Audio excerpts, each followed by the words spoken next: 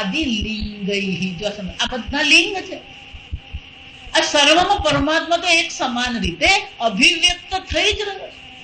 અને એટલા માટે અભિવ્યક્તિની દ્રષ્ટિએ કીધું અંતઃશરીરે. શંકરાચાર્ય શું કહે છે? આ અંતઃશરીરે શબ્દ શાના માટે કીધો? કે આ પ્રકારે એ પરમાત્મા અભિવ્યક્ત થઈ જ રહ્યો છે, કોઈ એને ઢાંકી શકે એમ છે જ નહીં. જો વિચારી, એટલા માટે શંકરાચાર્યજી જગ્યાએ સરસ કહે છે. કઠોપનિષદમાં યમરાજા પણ કહે એશ સર્વેષુ ભૂતેષુ. આ પરમાત્મા કેવો છે? સર્વભૂતોમાં, જળ ચેતનમાં, ચરાચરમાં, સર્વમાં એ પરમાત્મા તો છે જ. મયા તતમિદમ સર્વમ જગદવ્યક્ત મૂર્તિના. આ સંપૂર્ણ જગતમાં હું તો વ્યાપ્ત જ છું.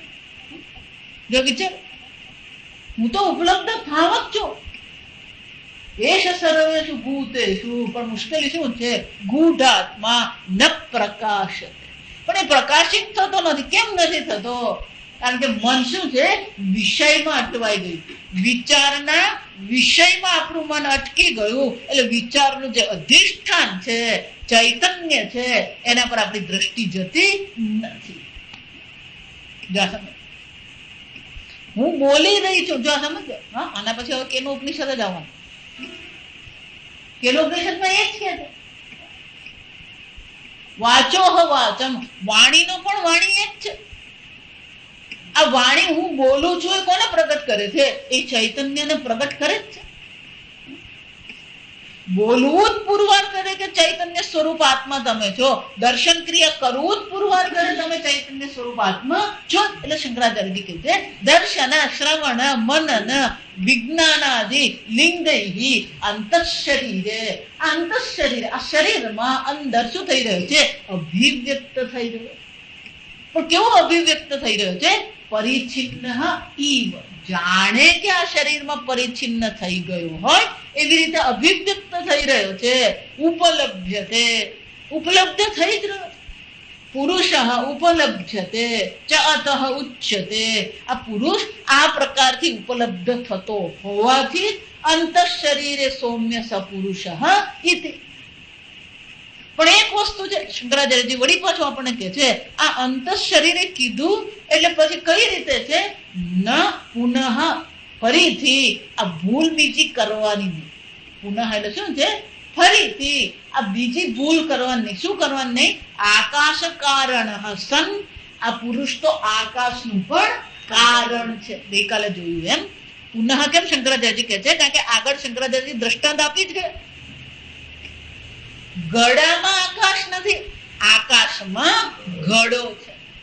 શરીરમાં આત્મા નથી, આત્મામાં શરીર છે.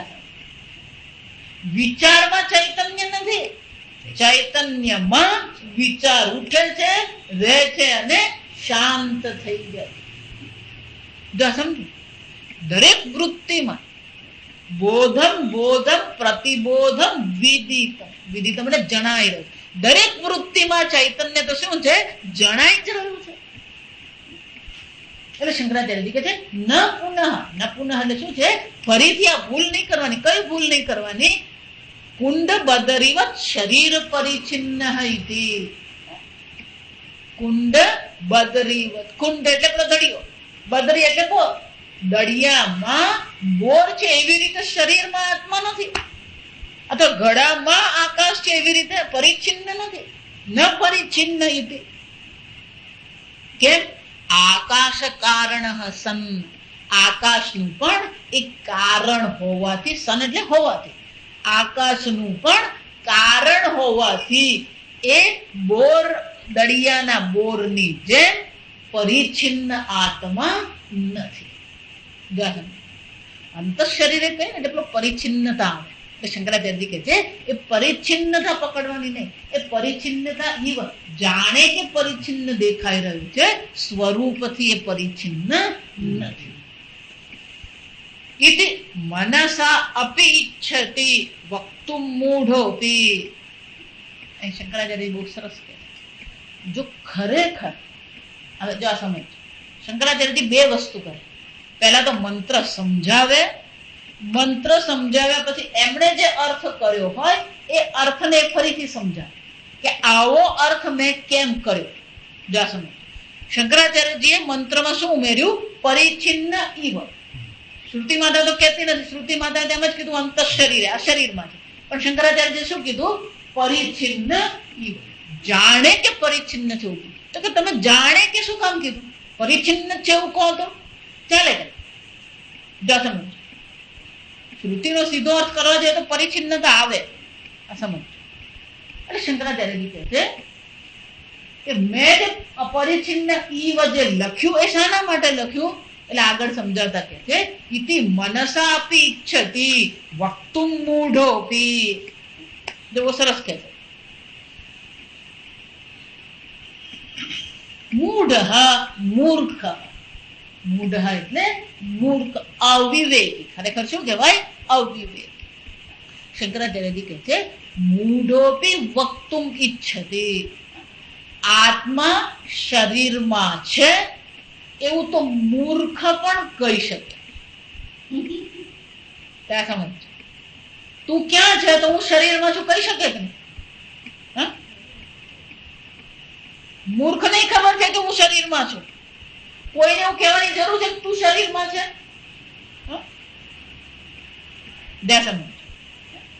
મનસા અપી ઈચ્છતિ વક્તુમ મૂઢોપી કિમતુ પ્રમાણભૂત શ્રુતિ. તો પછી આ પ્રમાણભૂત શ્રુતિની જરૂર છે? જો સમજાય, ડિફેન્ડ કરે ને બહુ સરસ રીતે કરે. મૂર્ખ નહીં ખબર છે કે હું શરીરમાં છું, એના માટે તમને શ્રુતિ પ્રમાણની જરૂર પડી નહીં. પરિચ્છિન્ન ઈવ. શ્રુતિમાં તો શું કહી રહ્યા છે? ફક્ત અહીંયા ઉપલબ્ધ થાય છે. આત્મા તો કેવો છે? સર્વ. આ પુરુષ કેવો છે? પૂર્ણત્વ. પુરુષ એ પૂર્ણ છે. કોઈ પણ પ્રકારની પરિચ્છિન્નતા એમાં છે જ નહીં. જો વિચાર, જો એવું હોય તો પેલો મૂર્ખ પણ કહી શકે. પ્રશ્ન એ છે, જો અહીંયા આગળ બે અર્થ છે આ વાક્યનો. કોઈ પણ વ્યક્તિ હોય ક્યારેય પોતાની પરિચ્છિન્નતા સ્વીકારી શકે?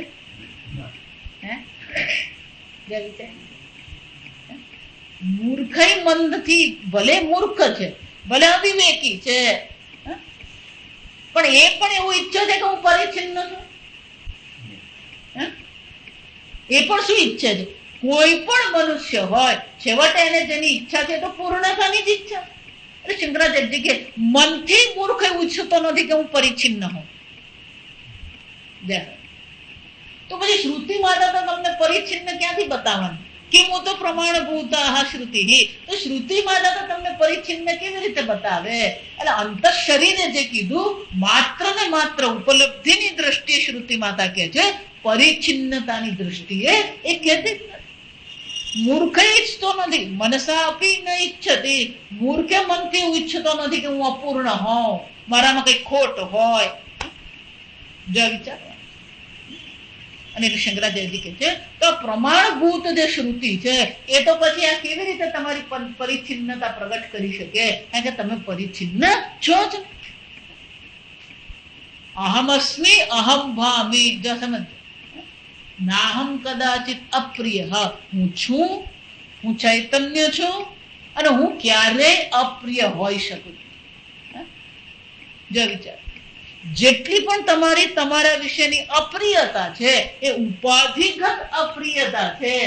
આત્માની દ્રષ્ટિએ તો શું છે? તમારો તમારી વિશેના અપ્રિયતા જેટલી છે એ બધી અપ્રિયતા કોને કારણે છે? ઉપાધિને કારણે. ઉપાધિની પરિચ્છિન્નતાને પોતાની પરિચ્છિન્નતા માની લીધી અને પછી પોતે અપ્રિય થઈ ગયો. હું બહુ મૂર્ખ છું. જ્યારે પણ વ્યક્તિ આવું કે એનો શું થશે? કઈ દ્રષ્ટિએ બોલે છે? બુદ્ધિની દ્રષ્ટિએ બોલે છે. મને તો કઈ યાદ રહેતું જ નથી. સ્મૃતિની દ્રષ્ટિએ બોલે છે. ઉપાધિની દ્રષ્ટિએ પરિચ્છિન્નતા છે. એ ઉપાધિની પરિચ્છિન્નતા પણ એ સ્વીકારી શકતો નથી. પણ છતાં પણ શું છે? દેહાદિમાં અહમ બુદ્ધિને કારણે એ સતત પોતાને કઈ રીતે અનુભવે છે? હું અપૂર્ણ છું. સમજ. તમને જે ઈચ્છા છે એ તો શું છે? આ અપૂર્ણતામાંથી હું છૂટું. અને શ્રુતિ માતા શું કે છે? જેટલી પણ અપૂર્ણતા છે એ ઉપાધિની અપૂર્ણતા છે. આત્માની દ્રષ્ટિએ કોઈ અપૂર્ણતા નામની વસ્તુ જ નથી. એને જ પુરુષ કહેવાય. જો સમજો, પુરુષ પૂર્ણત્વાત પુરુષ. એટલું જ નહીં, પુરુષયનાત પુરુષ એ ક્યાં ઉપલબ્ધ થાય છે? આ શરીર રૂપી નગરીમાં ઉપલબ્ધ થઈ જ રહ્યું છે. અહીંયા ઉપલબ્ધ થાય છે, પણ સ્વરૂપથી કેવો છે? પૂર્ણ છે. પૂર્ણમદ પૂર્ણમિદ. અને એટલે શંકરાચાર્ય કહે છે મૂર્ખ પણ જો હોય એને આ પરિચ્છિન્નતા તો પસંદ નથી, તો શ્રુતિ માતા તો તમને પરિચ્છિન્ન કેવી રીતે પ્રગટ કરી શકે? જો એટલા માટે વેદાંતનો આધાર ખરેખર તમારી ઈચ્છા છે. આ સમજો. પણ લોકો સમજતા નથી ને, એટલે પછી ગમે ત્યાં અટવાઈ જાય. પણ કર્મમાં પડી જાય, ધ્યાનમાં પડી જાય, યોગાસનમાં પડી જાય. પણ તમે ઈચ્છો છો શું? મૂળભૂત રીતે તમે શું ઈચ્છો છો? તમને મૃત્યુ પસંદ નથી, દુઃખ પસંદ નથી, અજ્ઞાન પસંદ નથી. મૂળભૂત રીતે તો આનો જ વિરોધ છે. પણ એ વિરોધ તમે કઈ રીતે પ્રગટ કરો છો? અને એમાંની એક વસ્તુ મદદ કરે છે આપણને. કર્મ તો મદદ કરી શકે જ નહીં. જો સમજો કે કર્મ નવા નવા પુણ્ય ઉત્પન્ન કરે. નવા નવા પુણ્ય ઉત્પન્ન થાય તો ફરી ફરી શું થવાનું? જન્મ મરણ સંસાર ચાલુ જ રહેવાનું. પણ કર્મમાં પણ આપણને શું થઈ જાય? આસક્તિ થઈ. આજે એટલા માટે આ ધ્યાન સારું છે, પણ મગજ જો તમારું ધ્યાનમાં અટવાઈ ગયું તો સ્વરૂપ પર આપણી દ્રષ્ટિ શું છે? એટલે શાંત ભાવ કહેવાય. શાસ્ત્રમાં એને શું કહેવામાં આવે? શાંત ભાવ.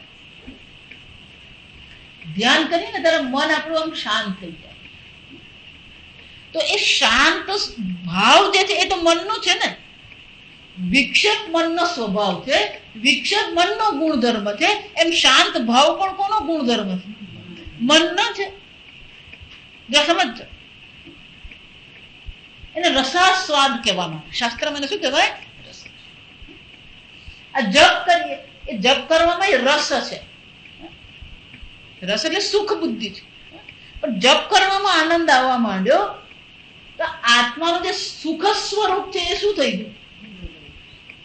છટકી ગયું. જો સમજો, પૂજા કીર્તન કરીએ ને એમાં આનંદ છે, એને ભજન આનંદ કહેવાય.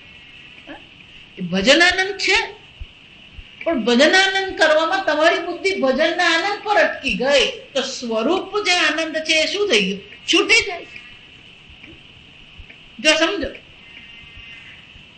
અને એટલા માટે આ સાધનો છે ખરા, એ સાધનોનું કામ ફક્ત એટલું જ છે કે તમારી બહિર્મુખતા છોડાવીને તમને અંતર્મુખ કરે. પણ એકવાર અંતર્મુખ થયા પછી આ બધી વસ્તુ પાછી વિઘ્ન બની જાય. જો સમજો, કર્મમાં આસક્તિ થઈ જાય પછી પેલો કર્મ છોડવા જ તૈયાર થઈ જાય. પેલો જપમાં આસક્ત થઈ જાય પછી પેલો જપ જ કરે. જપ નહીં, એ જપ પરથી આપણે ક્યાં જવાનું છે? એ જપ પણ મંત્ર છે. જો સમજો, જપ એટલે મંત્ર છે. મંત્ર એટલે વિચાર જ છે, એ પણ વૃત્તિ જ છે. ઓમ નમઃ શિવાય તમે એમ કહો તો ઓમ નમઃ શિવાય પણ એક વૃત્તિ છે. એ ઓમ નમઃ શિવાય વૃત્તિ ઉઠી, ઓમ નમઃ શિવાય વૃત્તિ રહે છે, અને ઓમ નમઃ શિવાય વૃત્તિ શું થઈ જાય?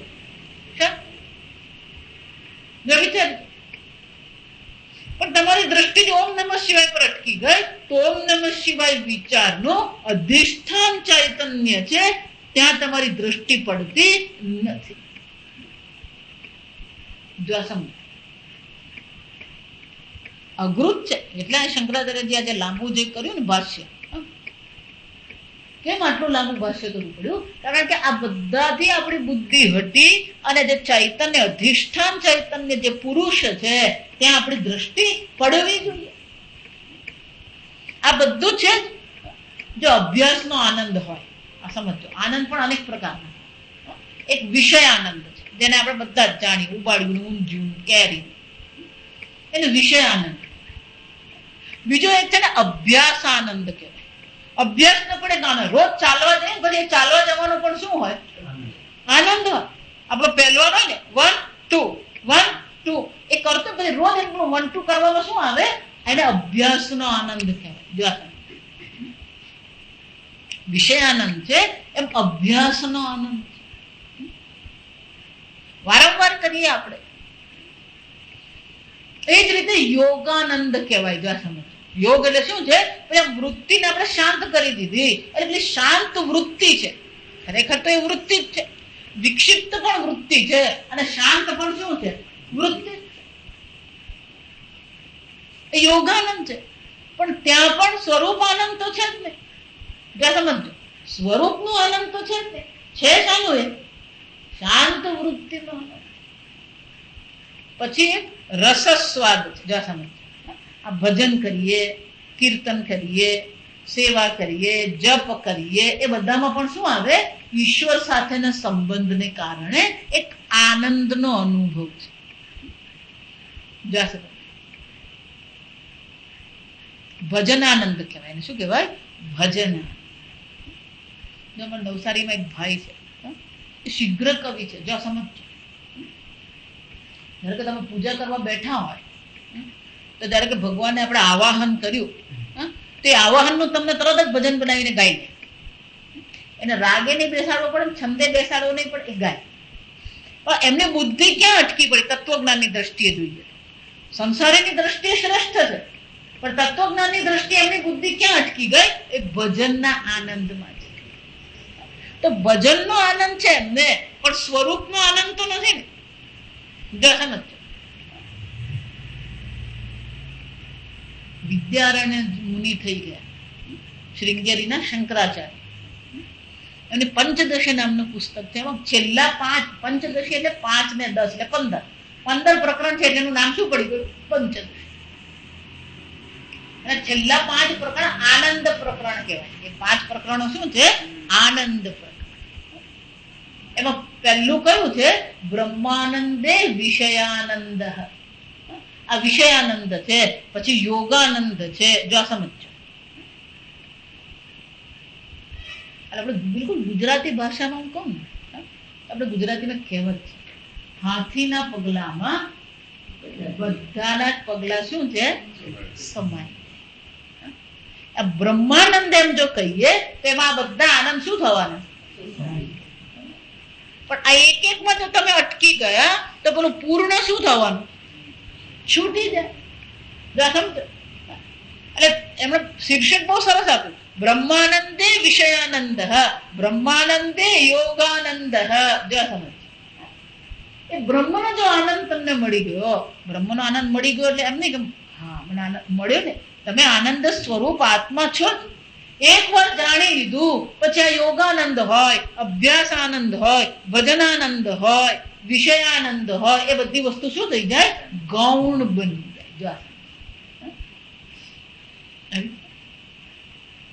એટલે શંકરાચાર્યજી કહે છે પરિચ્છિન્નતા તો શ્રુતિ માતા દર્શાવતી નથી. આ પુરુષ જે પૂર્ણ છે એ માત્ર આ શરીરમાં અભિવ્યક્ત થઈ રહ્યો છે. આ શરીરમાં એને ઓળખી શકીએ છે, પણ કઈ રીતે ઓળખીએ છે? પરિચ્છિન્ન સ્વરૂપે નહીં, અપરિચ્છિન્ન પૂર્ણ આત્મા તરીકે આપણે એને ઓળખી શકીએ છીએ. અને એટલા માટે પહેલો ઉત્તર એટલો આપી દીધો. પહેલું પૂછ્યું 16 પુરુષ ક્યાં રહે છે એવું પૂછવામાં આવ્યું. એટલે ઉત્તર આપતા પીપલાદ મુનિએ શું કીધું?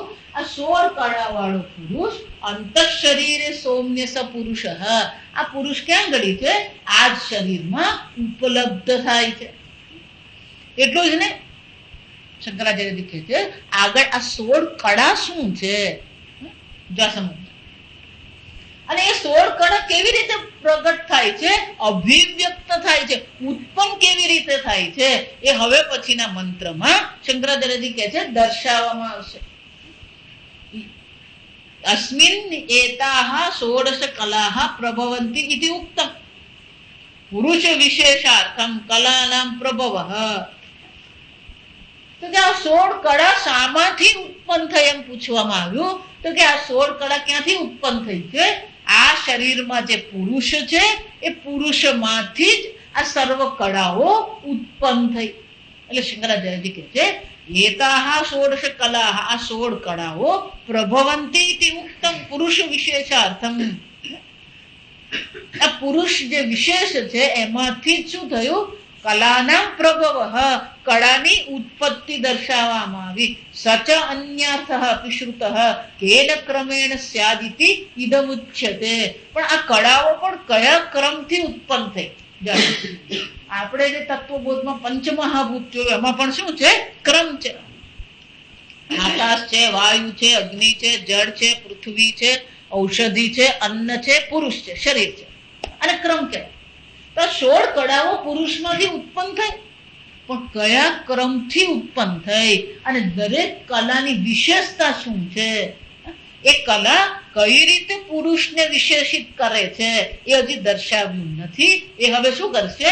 આ ત્રીજા મંત્રમાં પીપલાદ મુનિ દર્શાવે છે. આપણે આવતીકાલે ઓમ અસતો મા સદ્ગમય તમસો મા જ્યોતિર્ગમય મૃત્યોર્મા અમૃતંગમય. ઓમ પૂર્ણમદ પૂર્ણમિદં પૂર્ણાત પૂર્ણમુદચ્યતે પૂર્ણસ્ય પૂર્ણમાદાય પૂર્ણમેવાવશિષ્યતે. ઓમ શાંતિ શાંતિ શાંતિ. હરિ ઓમ શ્રી